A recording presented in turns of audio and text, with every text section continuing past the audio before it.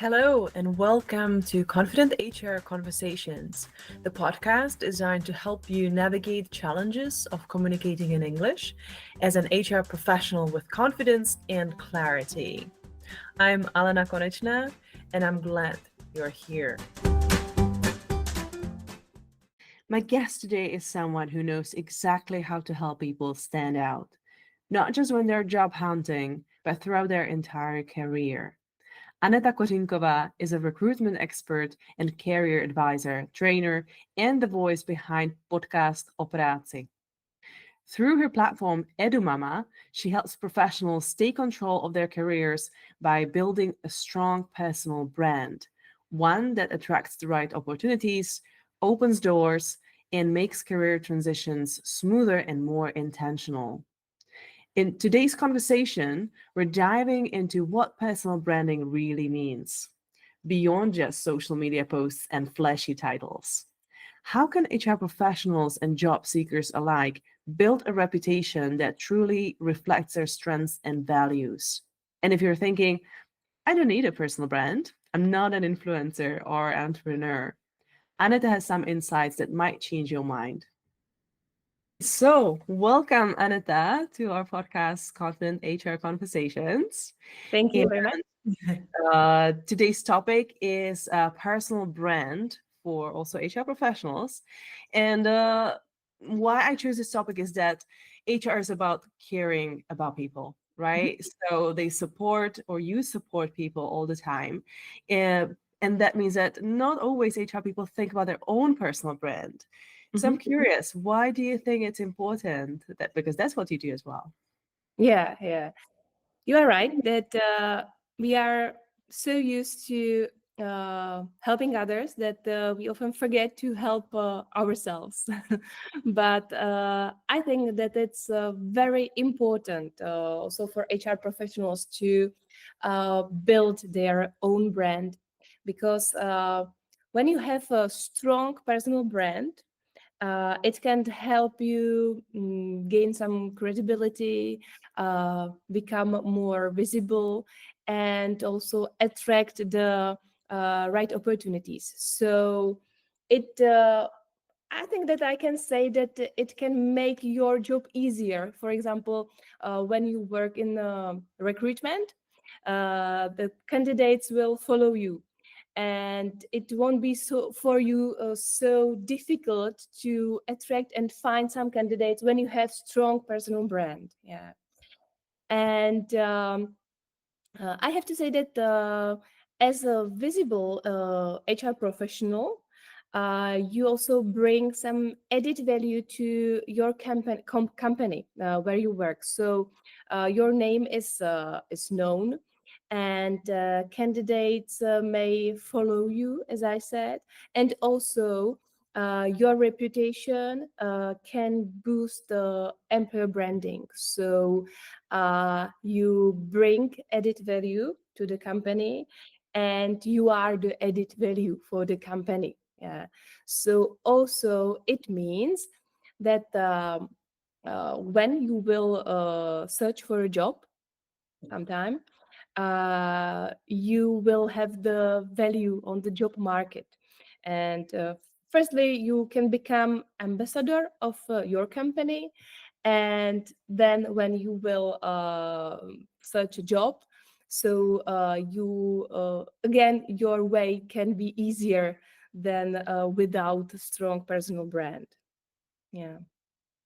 Right. So what I'm hearing there, it's twofold, right? On the one hand, you can act as an ambassador for your company, Yeah. working on your employer's brand, and kind of building the brand of your company. But on the other hand, it's also something that you do for yourself in case you are looking for extra opportunities or new opportunities you're already known.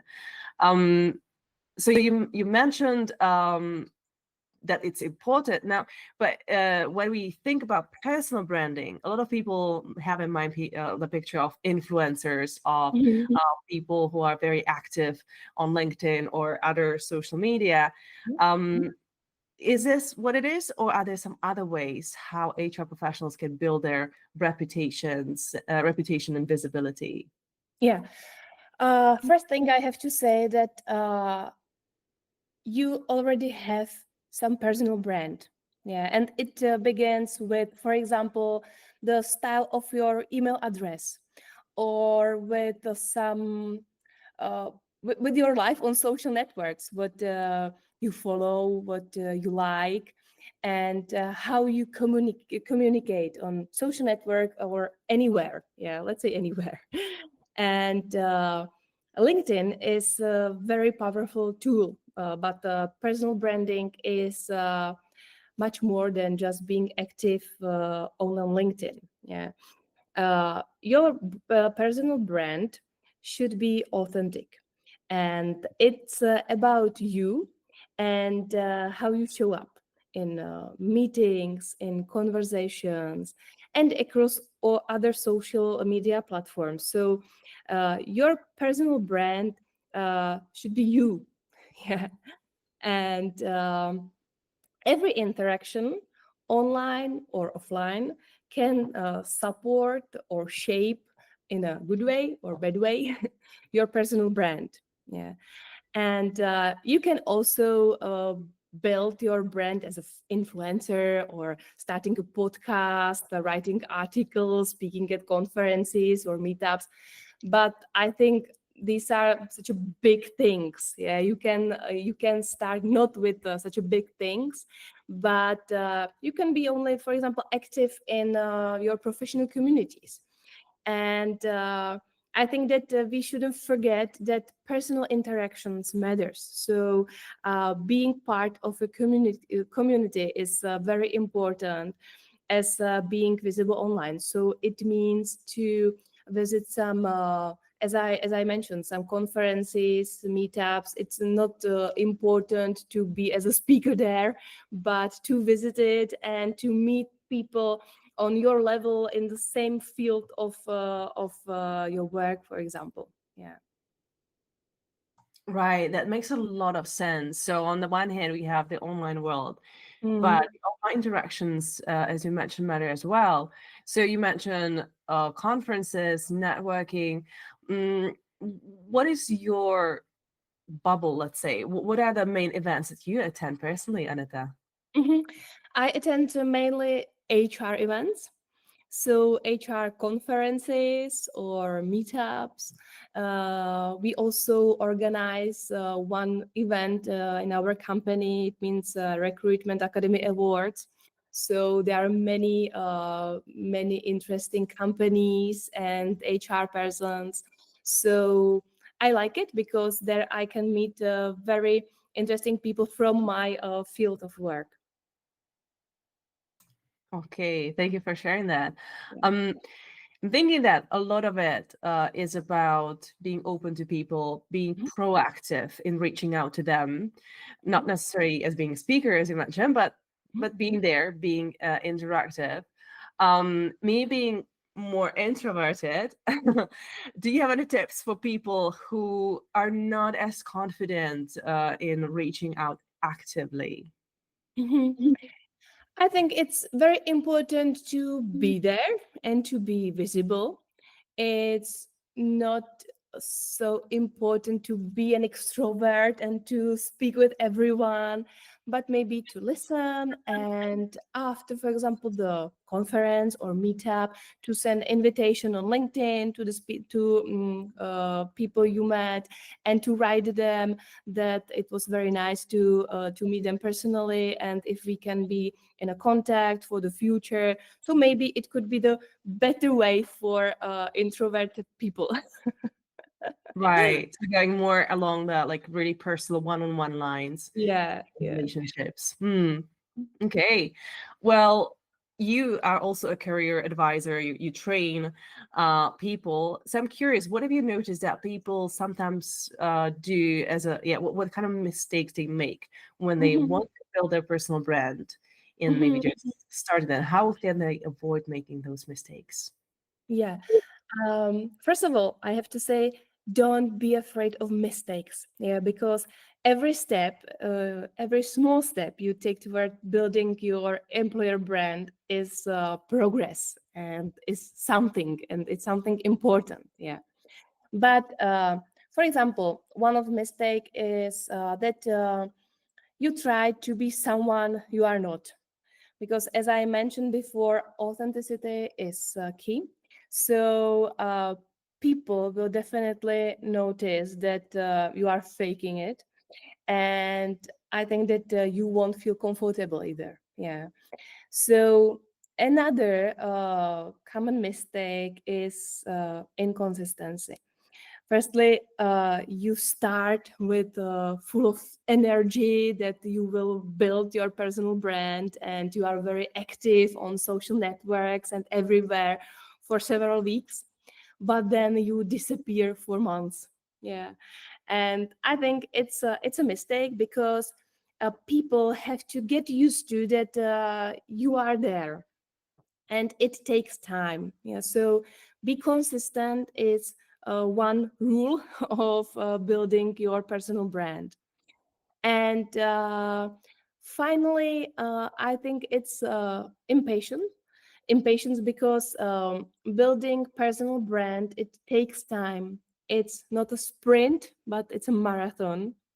And don't expect results overnight. Yeah, it really takes time, and maybe your first post won't be successful, maybe your fifth or 10th post won't be successful, because people have to notice that you are there, and that they can have some interaction with you, and that you understand something, and they can discuss with you something. Yeah, so it takes time, and don't be impatient, and don't be, for example, disappointed that you are not successful very soon. Yeah.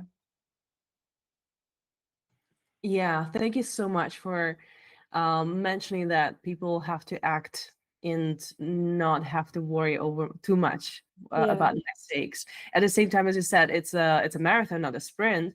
So I'm curious, how was it for you, Aneta? How long would you say it took you to build a personal brand where you felt that it's never finished, right? But but how was it Definitely. for you at the beginning, maybe?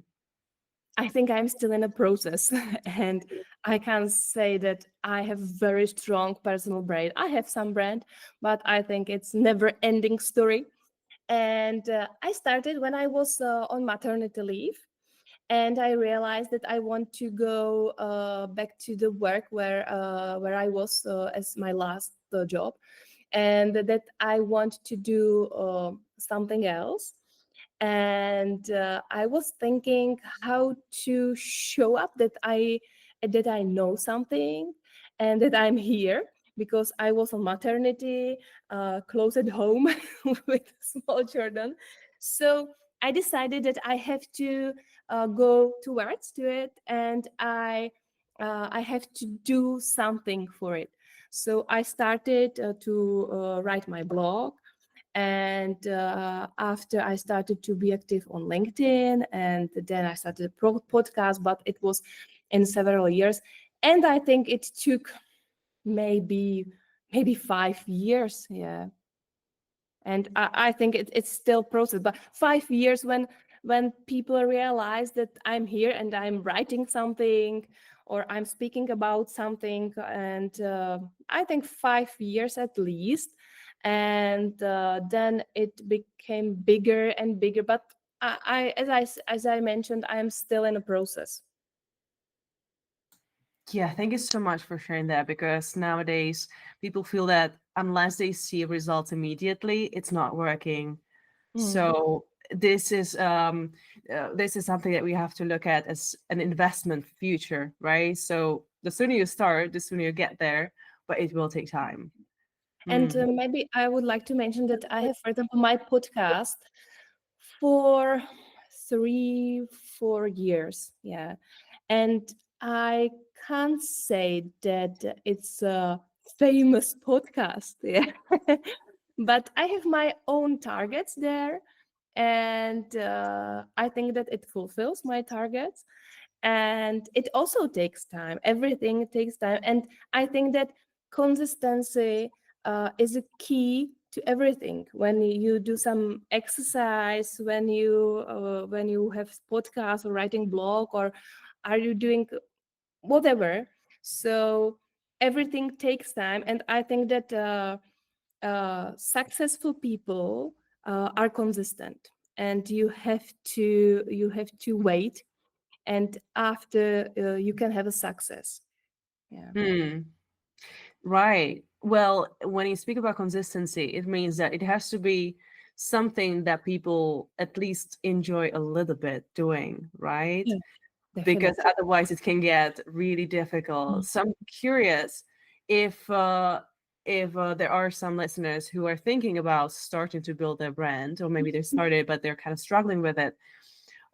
What is the best way to go about it? Because on the one hand, there's this consistency. On the other hand, there's so many things they could be doing.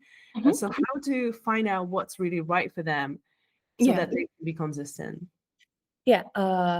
I would recommend to take a moment to slow down and reflect and ask yourself, what am I good at? What do I want to be known for? What value can I offer? I would recommend to do something like a SWOT analyze, because I also started with it, to write down your strengths, your weaknesses, your opportunities, threats, and so on, and think about it, and think what your brand should look like, but uh, be authentic. Yeah. And after it, start by doing a quick audit of your social media presence. Start with LinkedIn, for example. Look at your headline, your about section, and update your profile to match who you are today. So use their keywords and write there, for example, what you want. If you are searching for a job or for candidates, you can write it there. For example, I'm searching for candidates in, I don't know, HR or IT, and you can write there positions. Or maybe you would like to gain a job, so write there what are you looking for. For example, I would like to work in HR as I don't know, HR business partner, because I have experience in HR, or I don't have any experience, but I did some courses and I learned something, and I would really like to do HR. Yeah. So start with small steps, and I think then you can continue with other platforms, but start again with the small, with the intention. And it's not necessary to start with posting every day, or I don't know, 3 times per week. But firstly, you can inspire from other people on LinkedIn, and you can also comment other posts, and also in this way you can show that you understand some problematics. You can give maybe some advice, or write your opinion. And it's also very important, and it's not necessary to start with posting. Yeah. After you will find what is your ideal style, you can start with posting some, I don't know, picture with some text or some videos. I don't know what will be ideal for you, but you have a time, and you can decide what will be for you the best way, and also what is for you comfortable in a case of timing, or how to say it, how many times per week you would like to post something. Yeah, for example, for me, it's ideal to post at maximum 3 times per week. 2 times for me, it's ideal situation, because when I would post every day, I think that there won't be any added value, and it's very important to have some added value in your post. And I think for me, I would feel uncomfortable in this way of posting every day. Yeah. And maybe if you post once per week or once per 2 weeks, it's also some consistency, and you can start with it and start and think about your post and what will be the best way to write about for you. Okay, I think now it's so nice to hear that you don't have to post every day, because I think that's what worries many people, that they would No. have to share a lot. And then that's something that I like about LinkedIn personally. Yeah. Doesn't really push you into this quantity every day. Yeah, quality is always more important than quality Mm. than quantity. Yeah, Mm. and added value. And you also mentioned commenting, which many people don't realize that specifically for LinkedIn, I think that's a very good way to gain visibility without necessarily being there creating your own thing from the scratch.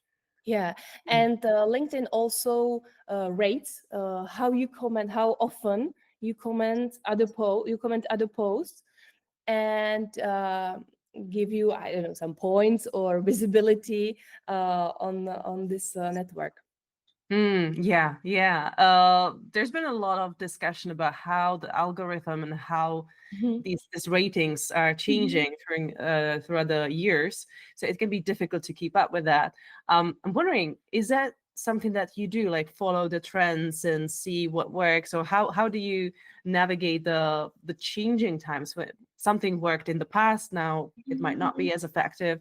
Is there anything that you do personally that you changed maybe throughout the years? Mhm.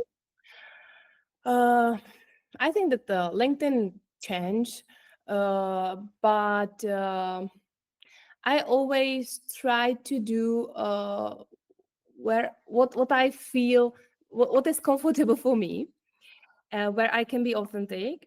And for example, uh, when LinkedIn support videos and you are not okay to record videos, I think it's not necessary.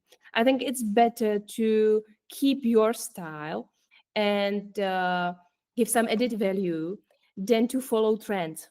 Yeah, and for me, I try what works and what doesn't work.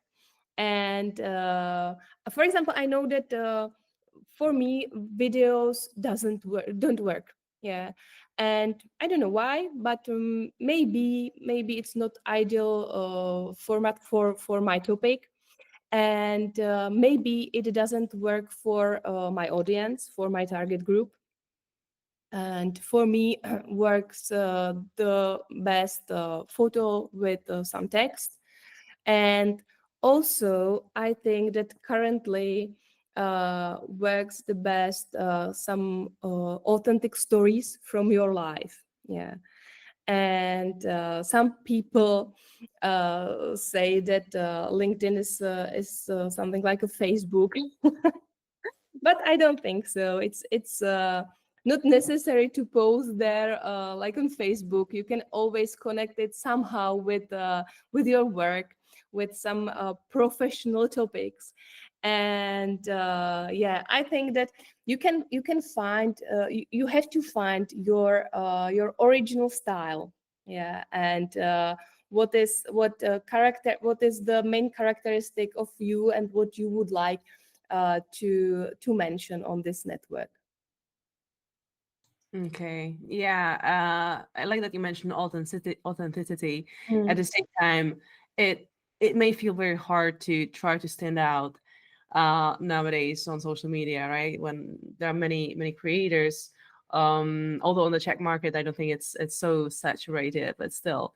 Thank you so much, Aneta, for sharing your insights and your personal story as well. Now, if there are listeners who are thinking about starting with personal branding, what is the one thing that you would recommend them to do? Mhm. I would recommend them, don't be afraid. Uh, Connect with other people, discuss with them, and try it. Try it and try to find your ideal style. And yeah, don't be afraid. I think if I should choose one advice, this is don't be afraid. Okay, thank you so much for the support, Aneta. And so you mentioned LinkedIn, so our listeners can also reach out to you or find you or follow you on LinkedIn. Is there anything else that you'd like to invite them where they could meet you? Because you mentioned a couple events as well. Mhm. So is there anything happening in the near future? Yeah, I mentioned our events, Recruitment Academy Awards. We can meet there personally, definitely. As I mentioned, I write a blog called Edu Mama, so I focus there on working moms mainly, but also on career and personal development. You can also listen to my podcast O práci, where I help people to navigate the job market, find meaningful work, and share some inspiring stories with my guests. And if you are looking for some recruitment support, you can find me at the company Good Call, where we help businesses with their hiring strategies. So, yeah, that's it. I think. Thank you so much, Aneta. Thank you for joining us today. Thank you, too. It was my pleasure. Thank you for listening to Confident HR Conversations. I hope you enjoyed it. Don't hesitate to reach out to me with any questions, feedback, or suggestions. If you are an HR professional who wants a safe space to practice speaking in English, join our Confident HR Speaker community. We meet twice a month to discuss real HR topics, expand our vocabulary, and gain the confidence to express ourselves. Plus, you'll be supported and inspired by a group of other HR professionals who share your struggles and goals. Check the link in the description to sign up. Bye-bye.